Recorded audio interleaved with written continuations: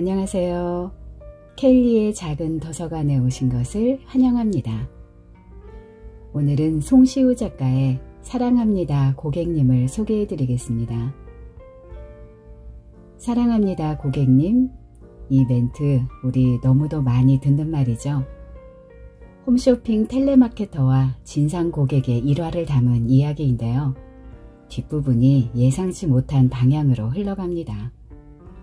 끝까지 함께 해주세요.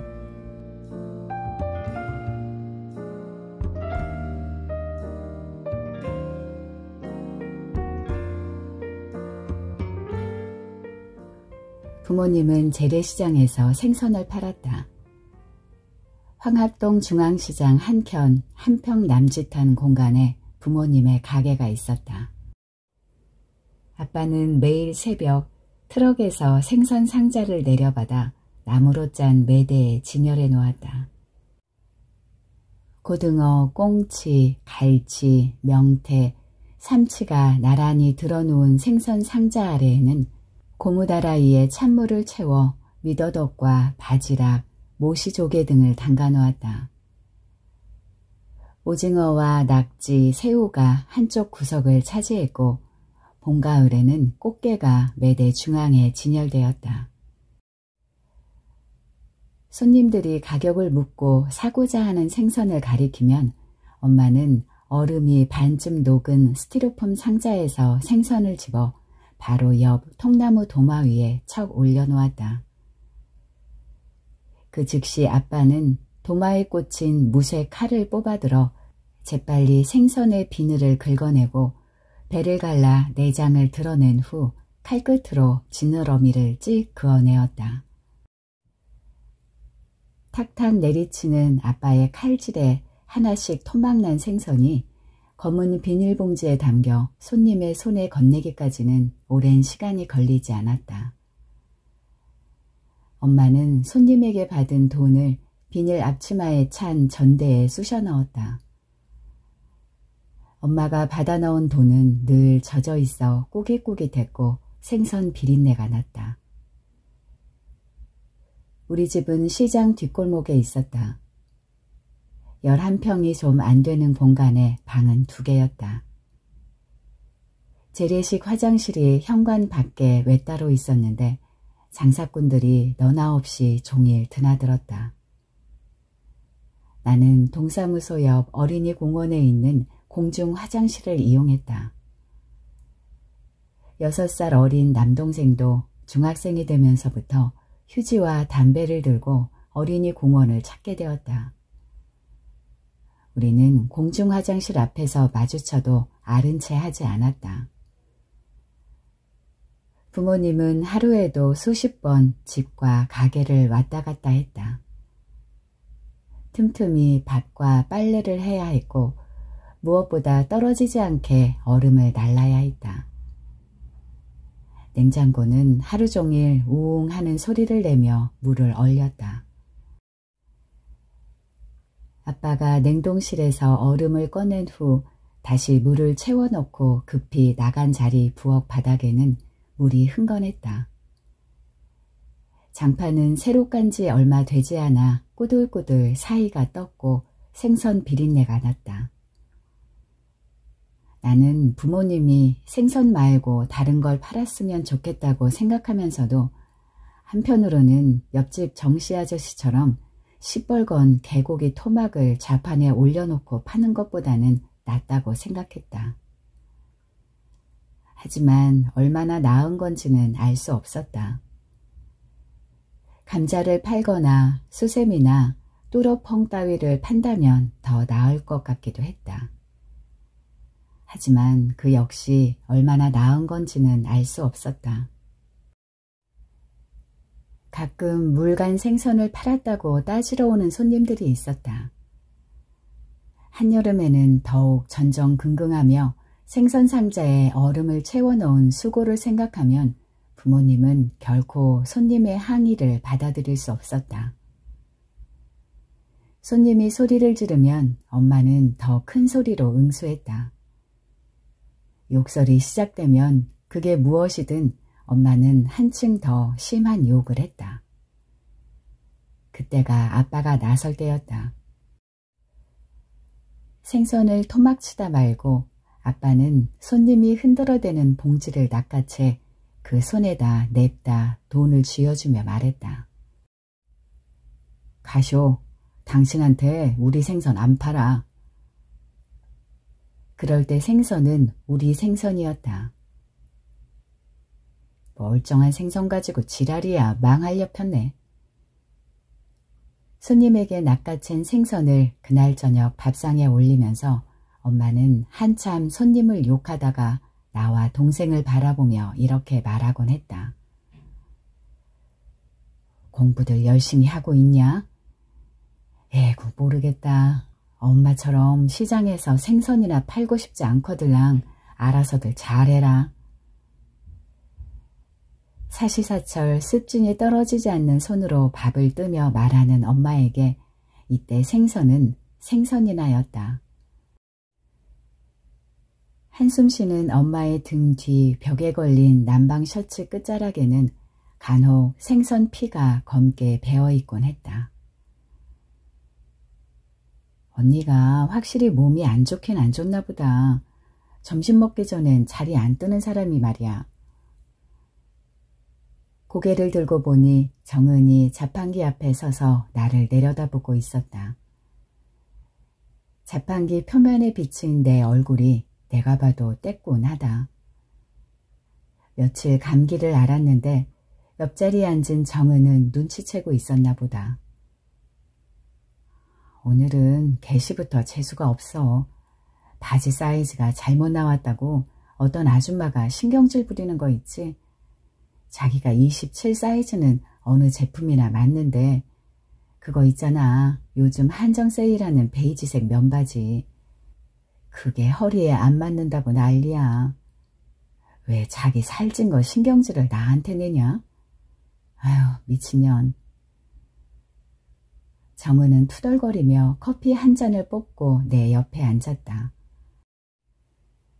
막상 통화할 때는 비굴할 만큼 친절한 목소리로 반품 절차를 찬찬히 안내했을 거면서 통화 후엔 누구에게라도 욕을 털어놓지 않으면 참지 못하는 정은은 아직 신참이다.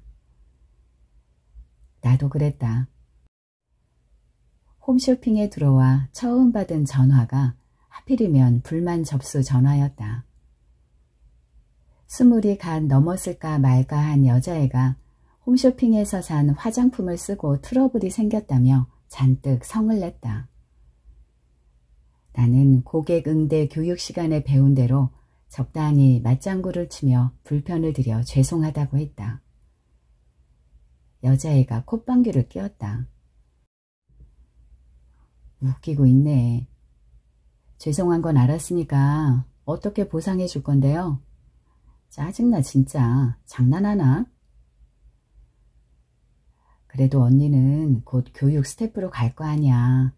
이번엔 언니가 된다고들 다들 그러던데. 언니 올해도 쭉 실적 AA지? 좋겠다. 나는 2년 근속해도 실적이 안 좋아서 못할 거야. 혼자 떠드는 정은에게 나는 살짝 미소를 지어주었다. 지난달 실적이 좋지 않아 성과급을 거의 못 받았다며 낙심해 있던 정은의 얼굴이 떠올랐다. 그때는 곧 그만둘 것 같더니 좀 더 참아보기로 했나 보다. 커피를 후루룩 마시며 정은은 벽에 걸린 시계를 올려다보았다. 나는 복도에 저 홀로 켜져 있는 텔레비전을 바라보았다.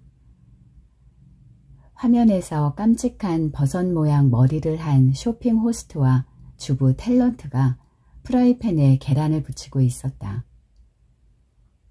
기름을 두르지 않아도 계란이 달라붙지 않는 프라이팬이 신기해 보였다. 지금 들어가면 저 프라이팬 주문 전화를 수십 건 받을 것이다. 조금만 더 하면 된다. 신참인 정은까지 듣는 말이 있을 정도니 정말 이번에는 나를 교육 스태프로 뽑아줄 모양이다. 그럼 더 이상 전화를 받지 않아도 된다.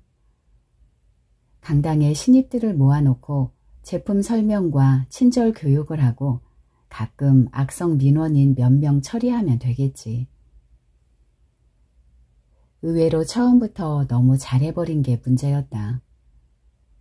몇 달이고 실적이 낮아 타박을 받았다면 나 역시 솜털 뽀얀 젊은 아가씨들처럼 고객의 신경질과 낮은 봉급에 지쳐 미련 없이 사표를 던지고 나갔을지 모른다. 엄마의 탄식을 새겨들은 나는 그럭저럭 이름이 알려진 4년제 대학에 들어갔다. 하지만 그것이 내가 보여줄 수 있는 마지막 성공인 것 같았다. 몸이 아팠다.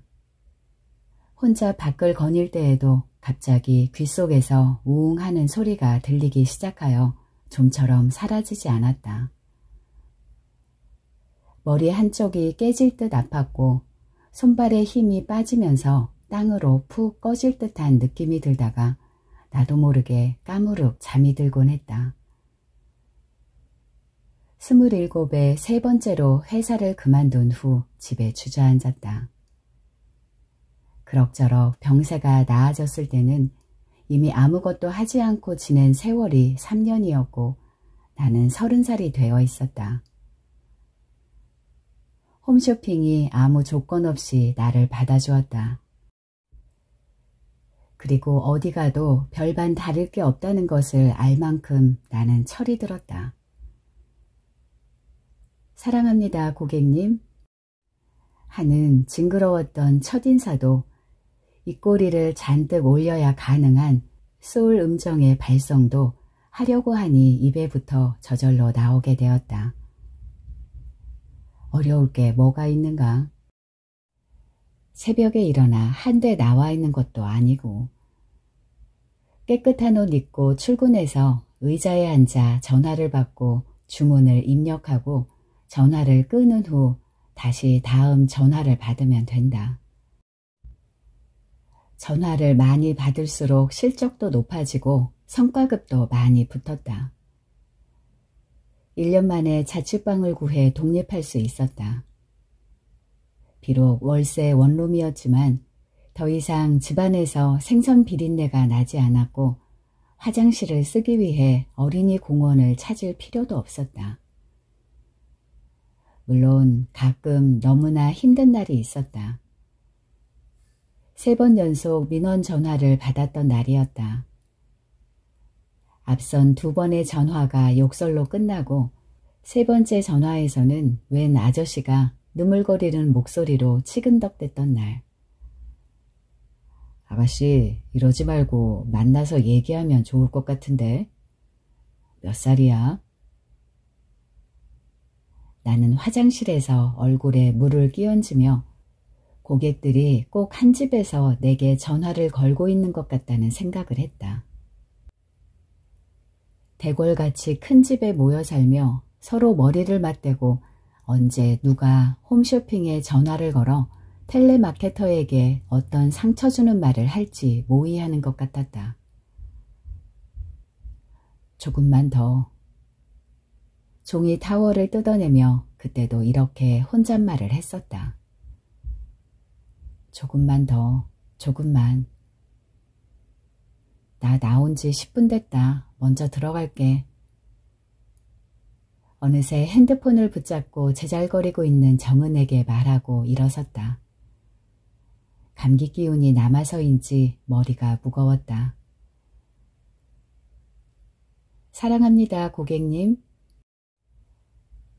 자리에 돌아와 컴퓨터 화면에서 대기 버튼을 클릭하니 금방 전화벨이 울렸다.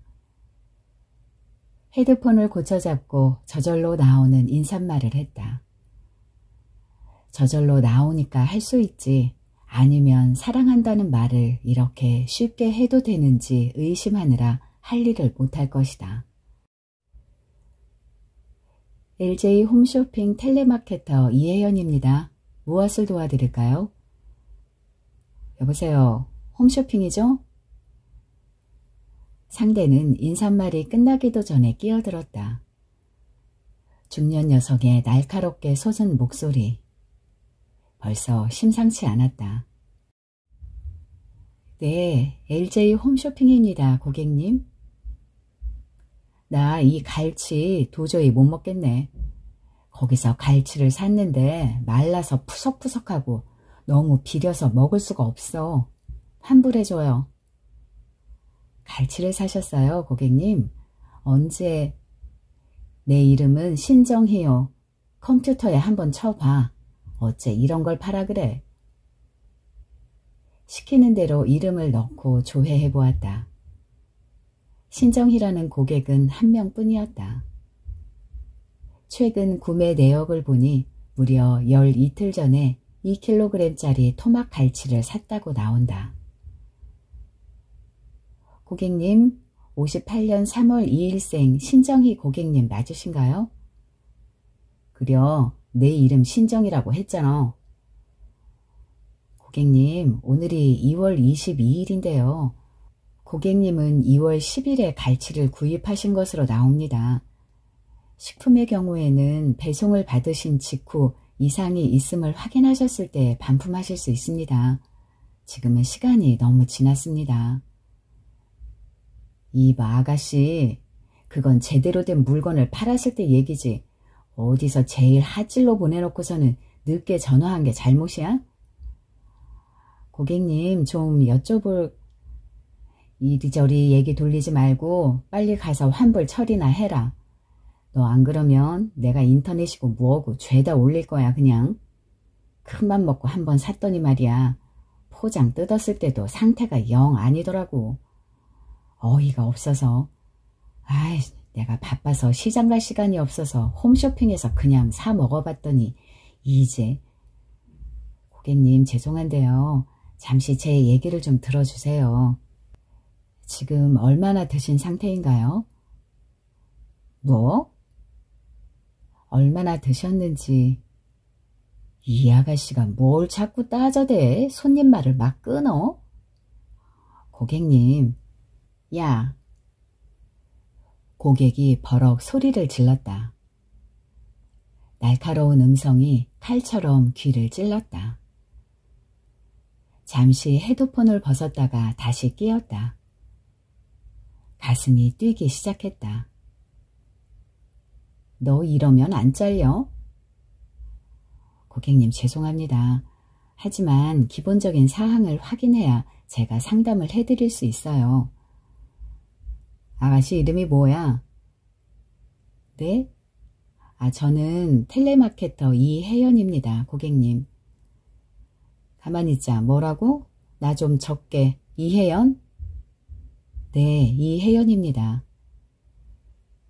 메모를 하는 듯한 소리가 들렸다. 쯔쯔, 아가씨도 별로 똑똑지를 못하네.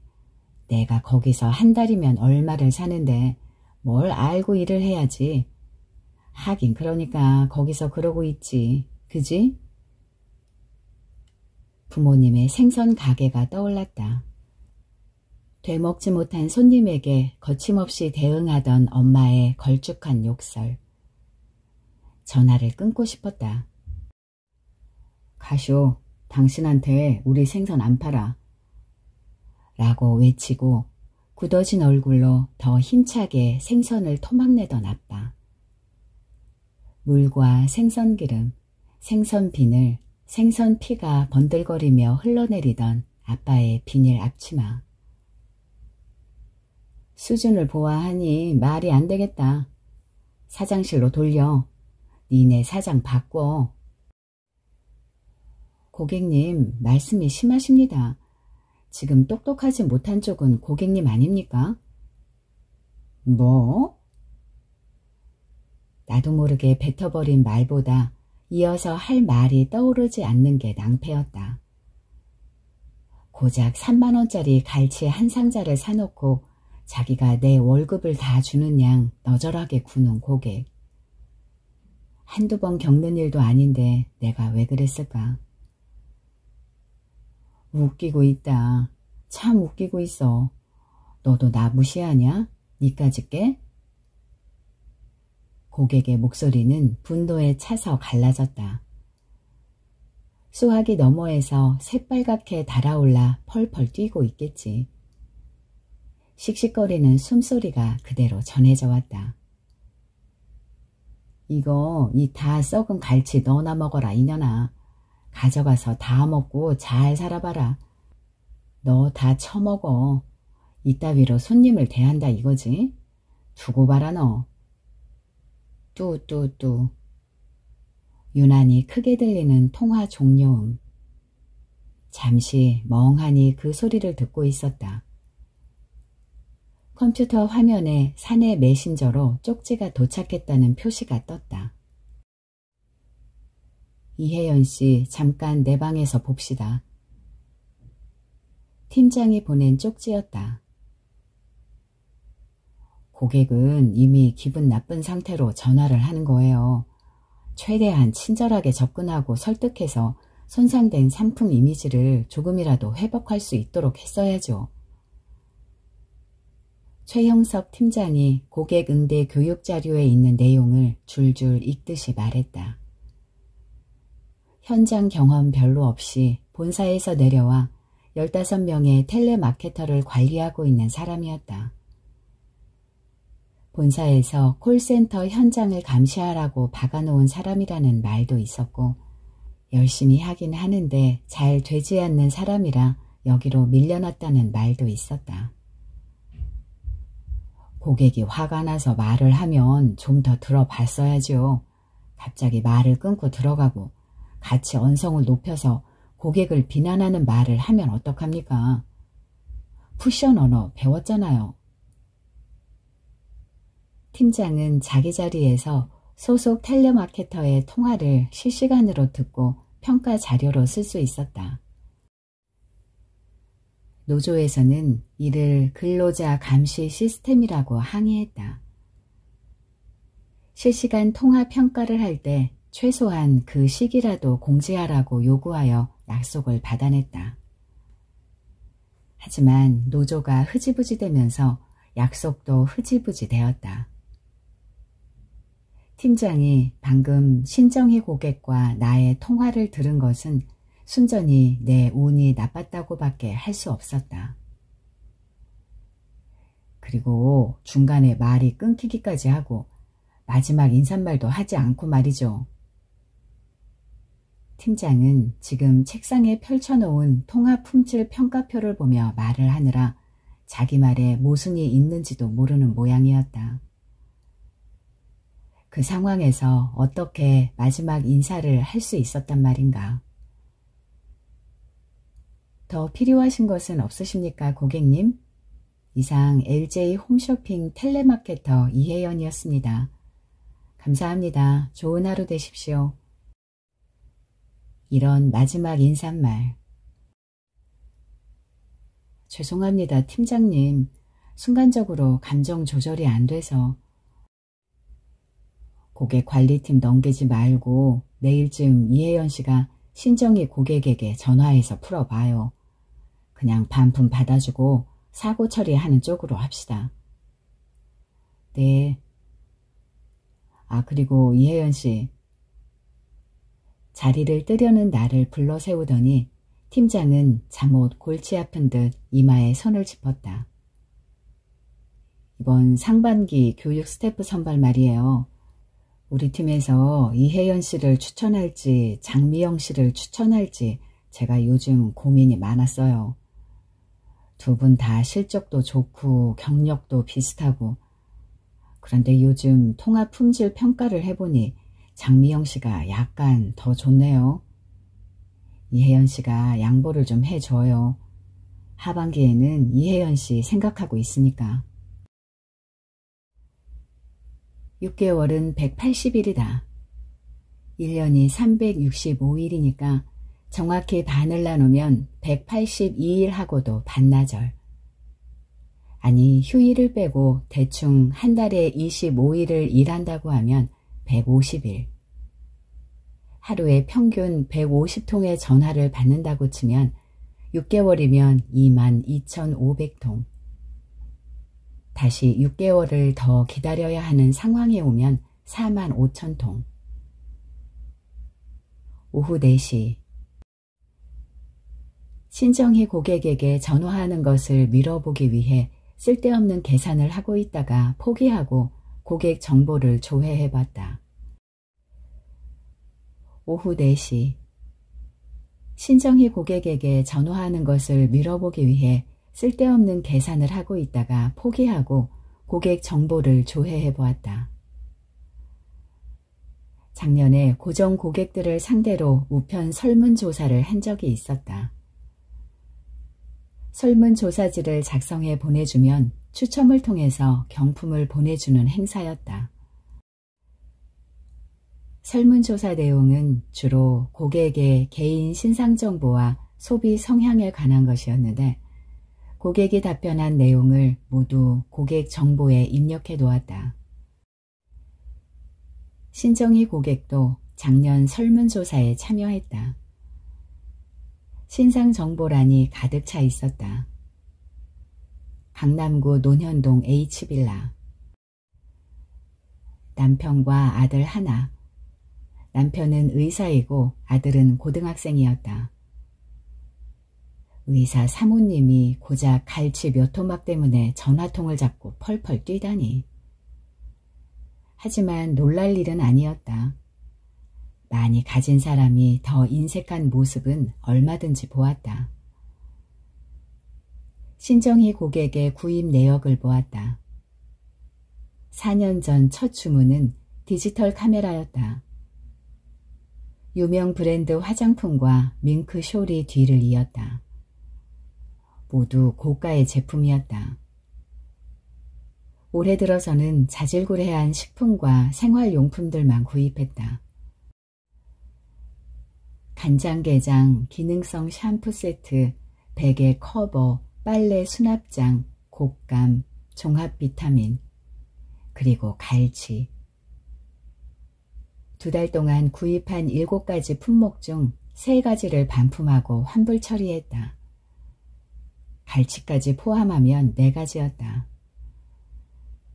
처음에는 고가품만 구입하다가 어느새 이것저것 주문하고 반품하는 것에 맛이 들린 것 같았다. 텔레마케터들은 이런 고객을 진상이라고 부른다. 머리가 지끈 아팠다. 화장실에 갔다 와서 마음 잡고 전화를 하기로 했다. 볼일을 보고 얼굴에 한 차례 물을 끼얹고 나오는데 복도 보안문 앞에 택배기사가 두리번거리다 나를 보더니 유리로 된 보안문을 톡톡 두드렸다. 이혜연 씨 여기 계십니까? 곧 납작한 상자가 내 손에 들렸다. 아무도 없는 휴게실 구석 소파에서 상자를 뜯었다. 덮개를 열자 비린내가 훅 얼굴을 덮쳤다. 4개씩 개별 포장된 갈치토막. 2개는 포장이 뜯어져 갈치 생살이 바로 드러나 있었다. 진작에 해동된 상태로 포장해 보냈는지 누렇게 썩어 흐물흐물했다. 상자를 뜯기 전에 보낸 사람 이름을 보고 이미 내용물을 짐작했다. 하지만 이 정도 상태일 줄은 몰랐다. 툭! 몸 안에서 팽팽히 당겨져 있던 끈 같은 것이 끊어져 튕겨나가는 소리가 들렸다. 손발에 힘이 빠지고 땅으로 꺼지는 것만 같았다. 아, 나는 생선장수였구나. 아닌 줄 알았더니. 생선을 만지고 배를 갈라 내장을 빼낼 일은 없지만 생선 비린내에 쩐 몸으로 새벽부터 밤까지 노상에 서서 일할 필요는 없지만 나는 생선장수였구나. 그러나 미친 손님에게 생선 대가리를 집어 던지지도 못하는 생선장수였구나. 그렇구나. 화원에서 커다란 꽃바구니를 산다. 붉은 장미를 많이 꽂아달라고 주문한다. 여러 가지 장미가 많이 있지만 뭐니 해도 붉은 장미가 가장 아름다운 것 같다. 노란색 프리지어도 많이 섞었다. 생선 비린내를 조금이라도 감추려면 향이 강한 꽃이 필요하다는 생각이었는데 괜한 마음을 썼다. 일주일 동안 내 방에 그대로 놓아둔 갈치상자가 뿜어내는 비린내를 감추려면 프리지어 정도로는 어림도 없다. 시침을 떼고 지하철 7호선을 탔다. 오늘은 귀에서 우웅 소리도 들리지 않고 정신이 또렷한 것이 갑자기 잠들 염려도 없을 것 같다. 쇼핑백에 넣은 갈치 상자를 선반에 올려놓고 꽃바구니를 안고 자리에 앉는다. 출근 시간이 지난 지하철 안이 한산하다. 논현동 H빌라를 찾기는 어렵지 않았다. 자동 잠금 장치가 있는 입구 유리문 앞에서 502호를 누른다. 누구세요? 여자의 목소리다. 나는 꽃바구니를 옆구리 쪽으로 들고 마이크로 보이는 곳에 얼굴을 들이민다. 꽃이 하도 크고 풍성해서 얼굴이 반 이상은 가려질 것 같다. 신정희 씨 댁이죠. 꽃 배달 왔습니다. 꽃? 누가 보낸 거예요? 물음 끝에 설렘이 묻어난다. 누군지는 여기 안 적혀 있는데.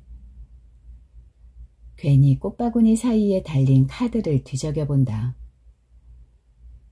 무슨 병원에서 보냈다고 들었는데요. 사모님 생일 축하 꽃입니다. 아, 그래요? 올라오세요. 스르르 열린 입구 유리문을 지나 엘리베이터를 타고 5층으로 간다. 엘리베이터 앞에 나와 있기라도 할 줄 알았으나 없다. 502호의 벨을 누른다. 들어오라는 말과 함께 현관에 걸린 걸쇠가 기계음을 내며 척 열린다. 내 방보다 큰 현관 복도를 성큼성큼 걸어 들어가니 탁 트인 거실이 나온다. 하얀 블라우스와 주름 치마를 입은 마르고 땅딸막한 중년 여자가 입가에 미소를 머금고 혼자 서 있다. 새하얀 목에 사파이어인지 뭔지 푸른 메달이 달린 금목걸이를 두르고 있다. 신정희 씨 되세요? 예. 아이고야, 되게 크네요. 이리 주세요. 무거워요, 사모님. 거실에 놓아드릴게요. 말이 끝나기 무섭게 신발을 벗고 거실로 들어선다. 고객은 의아한 표정을 짓다가 종종거리고 따라온다. 거실 가죽 소파 앞 탁자에 꽃바구니를 내려놓았을 때 고객이 코를 감싸주고 손부채질을 한다. 근데 이게 무슨 냄새야? 나는 손에 든 쇼핑백을 탁자에 올려놓고 보란듯이 상자를 쑥 잡아 빼 뚜껑을 연다. 에구머니, 이게 뭐야? 고객이 소스라치며 뒤로 물러서다 넘어진다. 상자 안에는 거무죽죽하게 변한 갈치 위로 통통한 하얀 벌레가 꼬물거리고 있다. 썩는 냄새가 산뜻한 거실 공기를 금세 변질시킨다. 당신 뭐야? 기겁을 하고 반쯤 일어선 중년 여자의 얼굴을 본다. 심하게 일그러져서 그렇지 꽤 곱상한 얼굴이다. 집에 혼자 있을 때도 하늘하늘한 고급 블라우스를 걸치고 보석이 박힌 목걸이를 두르고 있는 부잣집 사모님. 전화로 천박한 욕지거리를 늘어놓던 고객의 귀티나는 차림새가 보여주는 여유로움이 가소롭다. 돌려드리려고 왔습니다. 고객님, 저는 LG 홈쇼핑 텔레마케터 이혜연입니다. 뭐? 무슨 홈쇼핑? 그게 뭐야? 너 뭐야? 미쳤어? 이 와중에도 고객은 냄새를 참지 못하고 코를 감싸준다. 신정희 고객님, 그냥 사과 한마디 하시면 돼요. 내가 너무 심했다고. 잘못했다고. 아니, 일어서지 마세요. 그렇게 앉아서 미안하다고 한마디만 하시면 가겠습니다. 당신 미쳤어? 경찰 부를 거야? 숫째 발작을 한다. 고객은 응접 탁자 위에 전화기를 향해 뛰어든다.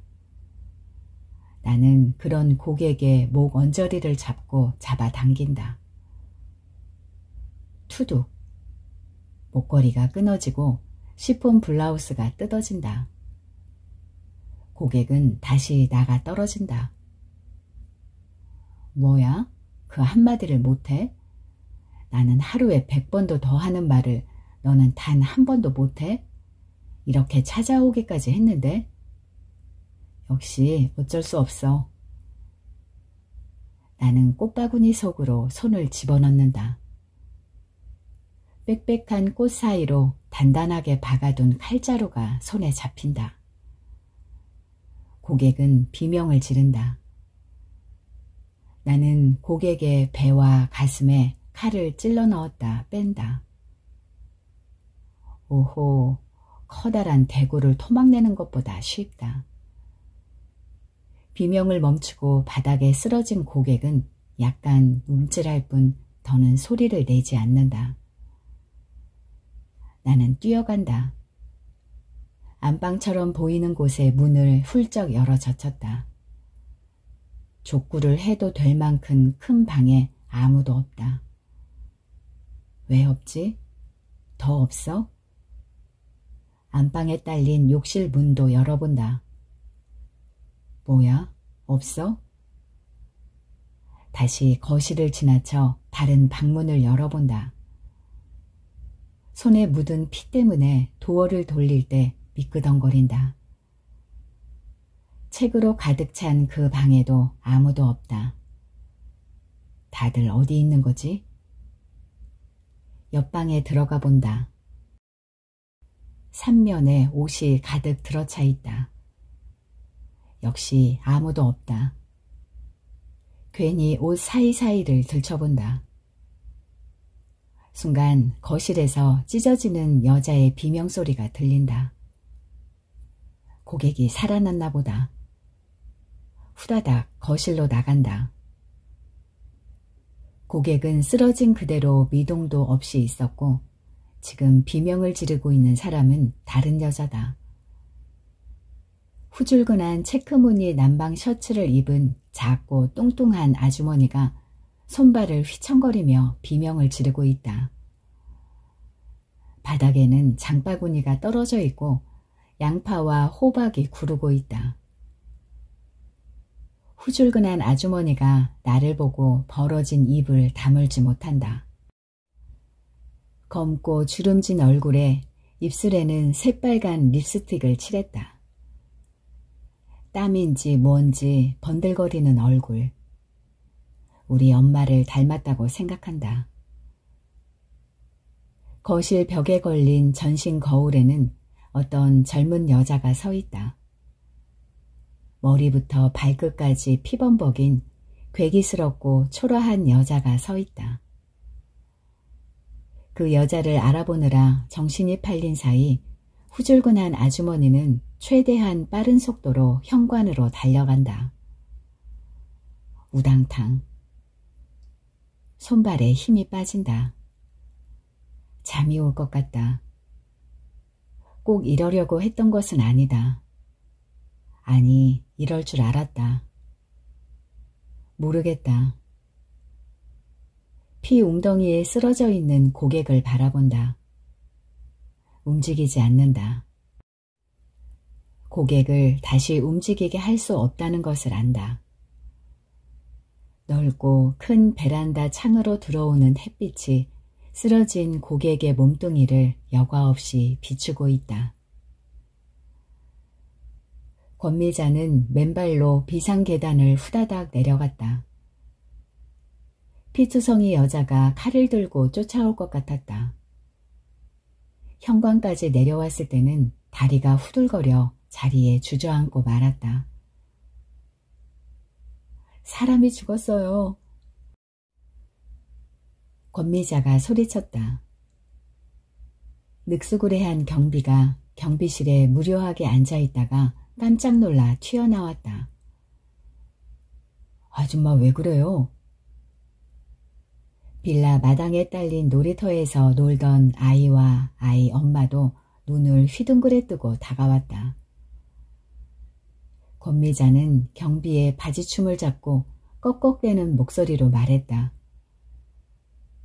영철 엄마가 죽었어요. 강도야. 강도가 어떤 여자가 칼 들고 안에 있어요. 뭐라고요? 혼비백산한 경비가 경비실로 뛰어들어가 전화기를 들었다.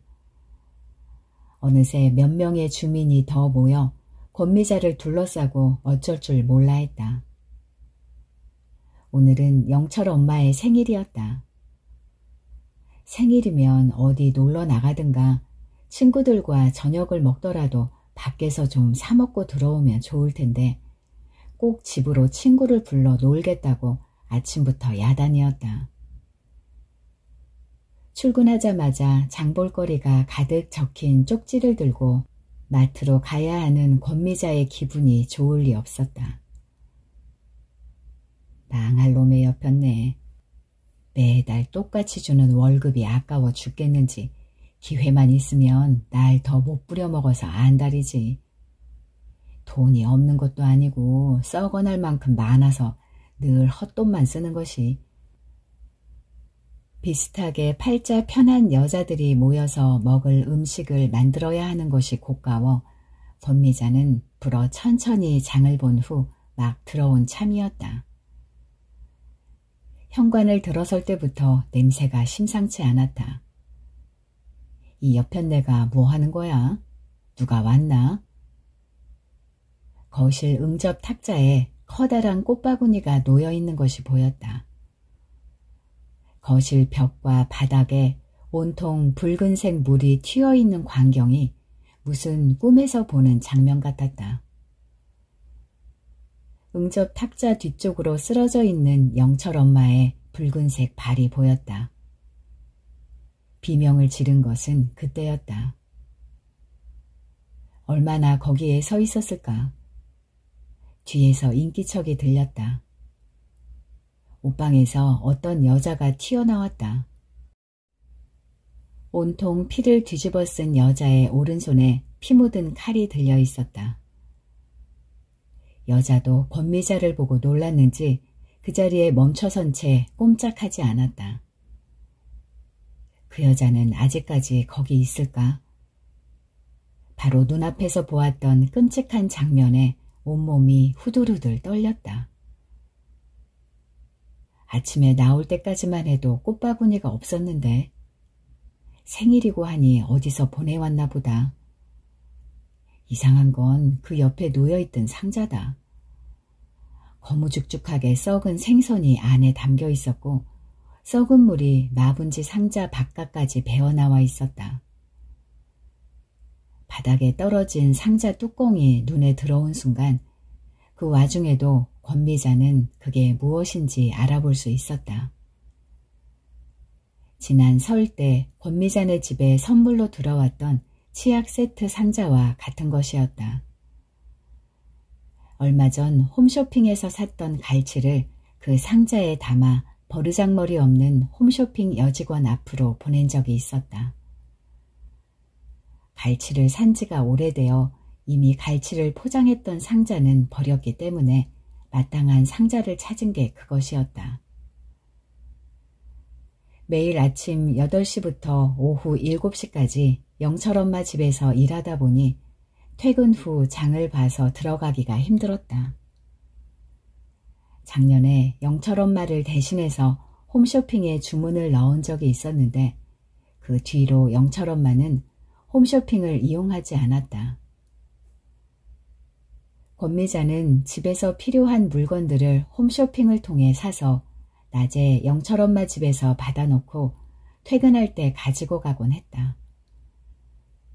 어차피 받을 주소가 영철 엄마 집이었으므로 영철 엄마 이름으로 샀다. 그러다 보니 홈쇼핑에 전화할 때는 마치 자기가 영철 엄마가 된 것 같았다. 권미자란 이름보다 신정희라고 불리는 게 더 좋기도 했다. 그런데 왜 그 상자가 지금 거기에 있는 것일까?